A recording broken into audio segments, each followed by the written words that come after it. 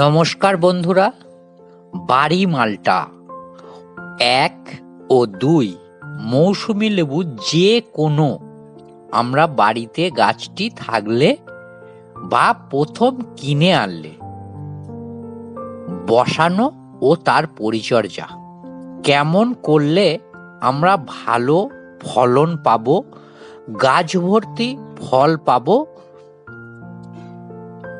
যে গাছ আমরা কিনবো তা খুব ভালোভাবে দেখে নিয়ে আমাদের কেনাটা খুবই দরকার, কারণ মানুষ এখন খুব বেশি করে ঠকতে শিখে গেছে।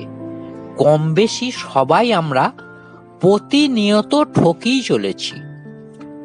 গাছ ছোট কিনবেন না, ফল দেখে, ফলটি মিষ্টি সুস্বাদু যেন হয়